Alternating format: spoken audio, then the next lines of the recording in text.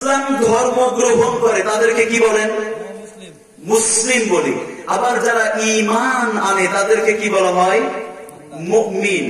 তেমনি ভাবে কোন ব্যক্তি যখন ইহসান নামক গুণটা অর্জন করবে তখন সেই ব্যক্তিকে বলা হবে ইসলামিক পরিভাষায় সে হচ্ছে মুহসিন। কথাকে বোঝা যায়? রাত অনেক হয়েছে, আপনাদের সামনে আরো লম্বা আলোচনা নাই, সংক্ষিপ্ত ভাবে অল্প অল্প করে আমরা বুঝবো।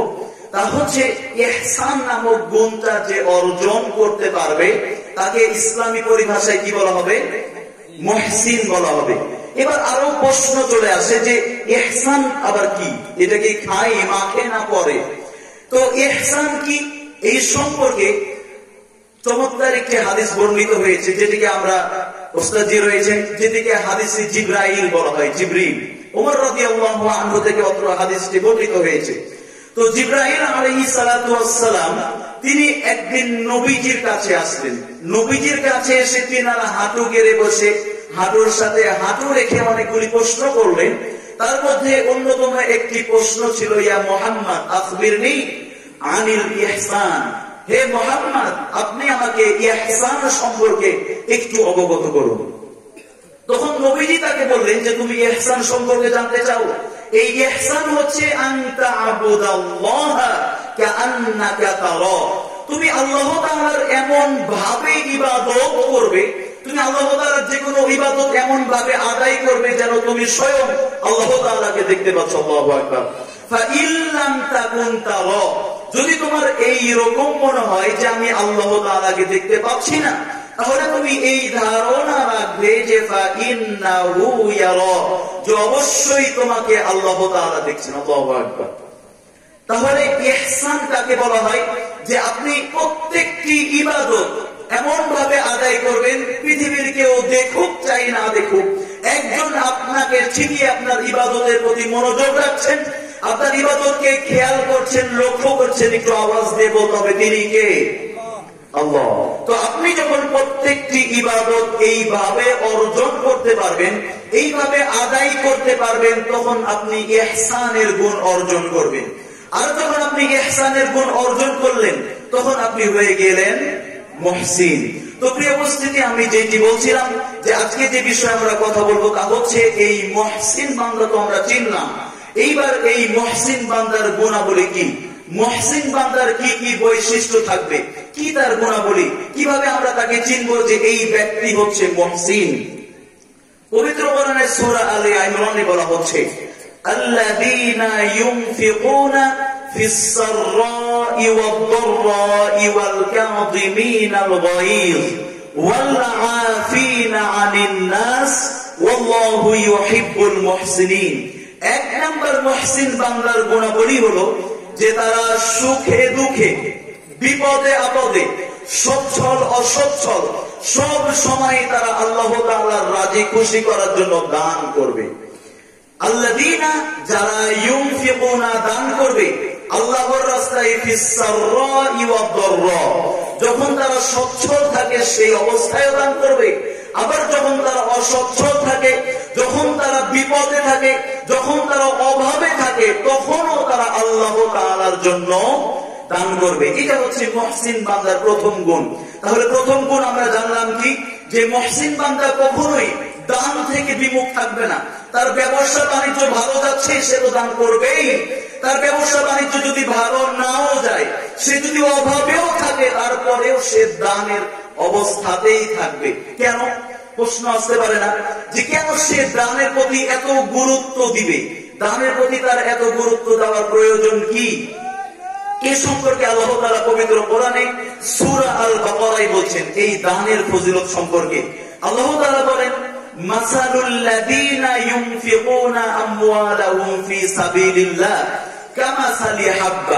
কামাসালি হাববাতিন আনবাতাত সাবআ সানাবিল।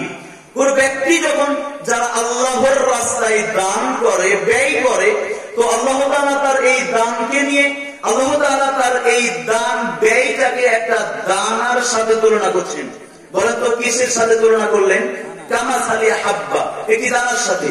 কামাসালি হাব্বাতিন আনবাতাত সাবআ সানাবিল, এই দানাকে যখন জমিনে রোপণ করা হলো, তখন সেইখান থেকে আল্লাহ তাআলা এক ধাপেই 7টা শীষ বের করে দিলেন। তাহলে দান করেছিলেন কয়টি বলেন তো? একটি। আল্লাহ তাআলা আপনার প্রতি রাজি হয়ে, খুশি হয়ে এক ধাপেই আপনার এই দানটিকে 1 নয় 2 নয় 7 গুণে বাড়িয়ে দিয়েছেন। আল্লাহু আকবার। শুধু এখানেই সীমাবদ্ধ নয়। কামাসালি হাববাতিন আনবাতাত 7 সানাবিলা ফি কুল্লি সুমবুলাতিন মিআতু হাব্বা। আবার প্রত্যেকটি শীষে আল্লাহ তাআলা 100টি করে দানা রেখে দিয়েছেন। আল্লাহু আকবার। তাহলে 7কে যদি আমরা 100-র সাথে গুণ দিই তাহলে কত হয় বলেন? 700। আপনি দান করলেন কয়টা? একটা। আল্লাহ তাআলা এক ধাপেই আপনার দানকে বাড়িয়ে দিয়ে পৌঁছে দিলেন কততে? 7-এ। আবার সেই 7কে আবার গুণন করে 100 দিয়ে 7কে গুণন করে আবার আল্লাহ তাআলা আপনার সেই এক দানকে তিনি 700 গুণে বাড়িয়ে দিয়েছেন। সুবহানাল্লাহ। চিন্তা করা যায়। শুধু যে এখানেই সীমাবদ্ধ বিষয়টি এমন নয়। আল্লাহ তাআলা পবিত্র কোরআনে অনেক জায়গায় মানুষের বোঝার ক্ষেত্রে, মানুষের অনুধাবনের স্বার্থে তিনি অনেক উদাহরণ কোরআনে তিনি দিয়েছেন, যেন মানুষ সহজে নিতে পারে। আপনি দেখুন বর্তমান যুগে যে আমরা এখন বসবাস করছি, আমরা সচরাচর যে কোনো হিসাবের ক্ষেত্রে ক্যালকুলেটর ব্যবহার করতে অভ্যস্ত, ঠিক না? তো আপনি সহজেই ক্যালকুলেটর ব্যবহার করে বোঝেন যে 7 গুণ 100 দিলে 700 হয়, আবার 1 গুণ 7 দিলে 7 হয়। এইভাবে যে আপনি ক্যালকুলেটর ব্যবহার করতে অভ্যস্ত, আপনার বোঝার স্বার্থেই এই জন্য আল্লাহ তাআলা এই চমৎকার উদাহরণ টেনেছেন। কিন্তু শুধুই যে আল্লাহ তাআলা এই 700-র মধ্যেই সীমাবদ্ধ রেখেছেন বিষয়টিও এমন নয়। আল্লাহ তাআলা সেই আয়াতের শেষাংশে বলছেন, ওয়াল্লাহু ইউদাইফু লিমান ইয়াশা। বান্দা, আমি যাকে চাই তার জন্য শুধু 700-র মধ্যেই নয়, আমি তার জন্য আরো কত বাড়িয়ে দিই সেটা পৃথিবীর কোন ক্যালকুলেটর হিসাব করে গণনা করে শেষ করতে পারবে না। চিন্তা করেছেন সেই দানের প্রতি আল্লাহ তাআলা কত রাজি খুশি আপনার প্রতি। যদি আপনি আল্লাহ তাআলার সেই সন্তুষ্টির লক্ষ্যে, আল্লাহ তাআলার রাজি খুশি করার জন্য, আল্লাহ তাআলার স্বার্থেই তাকে দেখানোর জন্য যদি আপনি একটা দান করেন, সেই ক্ষেত্রে আল্লাহ তাআলা 700তেই নয় আরো অনেক গুণ, বহু গুণে আপনার দানকে আল্লাহ তাআলা বাড়িয়ে দেন। আল্লাহু আকবার। নবীজি মুহাম্মদ রাসূলুল্লাহ সাল্লাল্লাহু আলাইহি ওয়াসাল্লাম বলছেন যে কেউ যদি তার হালাল উপার্জিত সম্পদ থেকে একটি খেজুর পরিমাণ সম্পদ দান করে, বলেন খেজুর পরিমাণ দামটা কি আমাদের সমাজে যদি বলা হয় এইটা কি পরিমাণে অনেক বেশি না কম বলেন তো? কিছুক্ষণ আগে শুনলাম যে 10 মণ ধান দান করেছে। কয় মণ? অনেক খুশির কথা। তো সেই 10 মণের সাথে যদি আমরা একটা খেজুরকে মিলাই, তো সেই 10 মণ বেশি মনে হচ্ছে না একটা খেজুর? বলেন কোনটা বেশি? তাহলে 10 মণের তুলনায় একটা খেজুর কি যায় দানের তুলনায়? তারপর নবীজি কি বলছেন যে কেউ যদি তার হালাল উপার্জিত সম্পদ থেকে একটা সামান্য খেজুর পরিমাণ জিনিস আল্লাহর রাস্তায় দান করে থাকে, তো আল্লাহ তাআলা তার এই দানটিকে নিয়ে লালন পালন করতে থাকে। দানকে নিয়ে কি করে? লালন পালন করে। উদাহরণ দেওয়া হচ্ছে কিভাবে লালন পালন করে। যেমন ভাবে ঘোড়ার বাচ্চাকে ছোট থেকে লালন পালন করে বড় করা হয়, আপনারা যেমন গরুর বাচ্চাকে ছোট থেকে লালন পালন করে করে বড় করে তোলে, আল্লাহ তাআলাও ঠিক তদ্রূপ আপনার এই খেজুর পরিমাণ দানটিকে নিয়ে লালন পালন করতে থাকে। এক পর্যায়ে এই লালন পালন করতে করতে এই খেজুর পরিমাণ দানটি এমন বড় হয়, কিয়ামতের ময়দানে বান্দা যখন উপস্থিত হবে তখন দেখবে এই খেজুর পরিমাণ দানটি কিয়ামতের ময়দানে পাহাড় সমতুল্যমান হয়ে গিয়েছে। আল্লাহু আকবার। চিন্তা করেছেন? তাহলে শর্ত হচ্ছে আপনাকে সুদের সেই 1 কোটি টাকা থেকে ঘুষ নেওয়ার 50,000 টাকা থেকে দান করে দিতে হবে, বিষয়টি এমন না। শর্ত হচ্ছে আপনার অল্প হোক, কিন্তু সেটি হবে কোথায় থেকে? হালাল থেকে।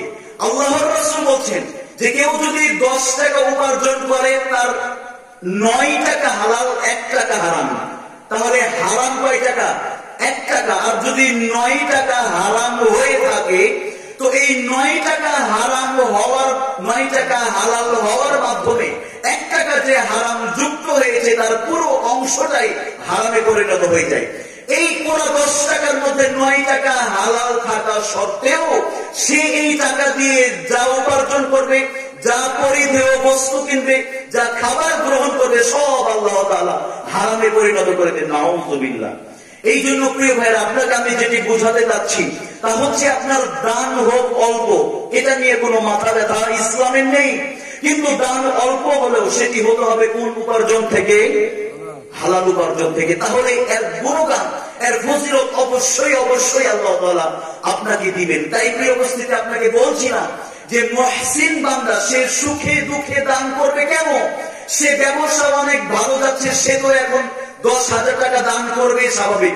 কিন্তু তার যখন ব্যবসা ভালো যাচ্ছে না, তারপরও সে অভাবে আছে, তারপরও সে 10 টাকা হলেও দান করতে চাচ্ছে, শুধুমাত্র এই ফজিলত পাওয়ার জন্য। শুধু তাই নয়, কাল কিয়ামতের ময়দানে যখন কঠিন বিভীষিকাময় অবস্থা সৃষ্টি হবে, মা, যেই মা সন্তানের জন্য নিজেকে এত উৎসর্গ, সেই মাও কাল কিয়ামতের ময়দানে সন্তানকে বিভীষিকাময় অবস্থায় পরিচয় দিবে না। যেই বাবা রক্তকে পানির তুলনায় করে মাথার ঘাম পায়ে ফেলে এত উপার্জন করে সন্তানদের জন্য, এত উপার্জন করে পরিবারের জন্য, সেই বাবাও কাল কিয়ামতের ময়দানে সন্তানকে বলে ভুলে যাবে। এত বিভীষিকাময় অবস্থা সৃষ্টি হবে। কাল কিয়ামতের ময়দানে সূর্যকে একেবারেই মানুষের কাছে নিয়ে আসা হবে। সূর্য যখন কাছে চলে আসবে, জমিন তখন তামার ন্যায় গরম হয়ে যাবে। মানুষ ওপরে তাপে টিকতে পারবে না, আবার নিচের যে তামার মতন গরম জমিন, এটা তো তারা দাঁড়িয়ে থাকতে পারবে না। মানুষের অবস্থা হবে এমন যে তারা গরমে ঘামে তারা হাবুডুবু খাবে। আল্লাহু আকবার। চিন্তা করতে পারেন, এমন এক কঠিন পরিস্থিতিতে আল্লাহ তাআলা আমাকে আপনাকে যদি তারা আরশের নিচে ছায়া দান করে, এটি আমার আপনার জন্য কল্যাণকর না খারাপ? বলেন তো। আমি আপনি সেই কঠিন বিভীষিকাময় অবস্থায় সে আরশের নিচে ছায়া চাই কি চাই না?